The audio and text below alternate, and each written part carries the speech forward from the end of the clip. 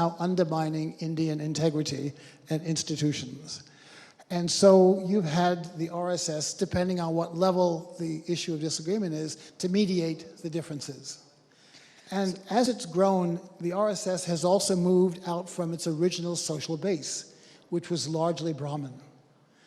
Today, I would say that is no longer the case. It made a major, look at the Prime Minister, who is not a Brahmin, who was involved in the RSS at an early age from his small town. And real effort was made to push the boundaries, the social boundaries of the RSS. And with some success in doing that. And that they pushed that idea that caste distinctions are not important. In fact, in the Indian context, they should be ignored. So in many sense, and you see often reports, we have Madhya Pradesh, Chhattisgarh and Rajasthan, 3 states which go to polls. And Congress has been kind of championing what you call a soft Hindutva of a sort, having these big statues of Lord Hanuman, talking about the Bajrang Dal and its ban. They've used that in the Karnataka election also. So don't you find it strange how Congress is trying to define Hindutva and why? I don't find it strange they're trying to sort of incorporate a Hindutva in their ideology, because obviously it has some popular appeal. I'm thinking of, the current major public figure of the Congress who several years ago visited Hindu temples everywhere. There was one newspaper article I wrote, someone wanted to know what his gotra was, and he couldn't remember what his gotra was. Somebody had to remind him what his gotra was, because as you know, you go to a temple and often the priest will ask you what your gotra is. So no, I wasn't surprised that they incorporate. They have to be careful how they use it though, because you don't want to appear as if you're taking sides.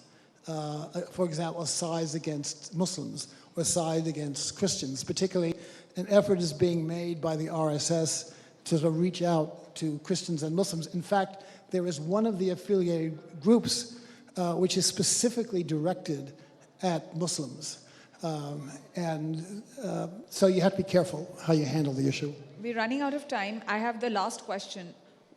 What do you think is the reason responsible largely for the ignorance of the RSS and its function? It's about time that people really try to understand the organization and what it stands for. I think you have to look at the affiliated groups, because it's the affiliated groups which are the public face, and it's the affiliated groups that interact with society. The RSS, for example, has a relationship with the largest system of private schools in India. The whole issue of education is very important today in India. What do you include in education so that Indians are trained for this rapid economic growth that's taking place? And so they're debating that issue too. But with the added idea is we have to keep in mind our culture, that people are not ashamed of our culture, and people, in fact, are proud of what we've achieved. And it's not just a few days ago landing on the moon. There have been many other achievements in this culture as well, so that they are aware of that, proud of it, that I think becomes the sense of what they're trying to do. Thank you, Dr. Andersen, for speaking to us. We've really run out of time there, but you've really opened up the scene for debate and the next round that we're going to have, which opens up important figures which have been ignored, like Savarkar, like Golwalkar.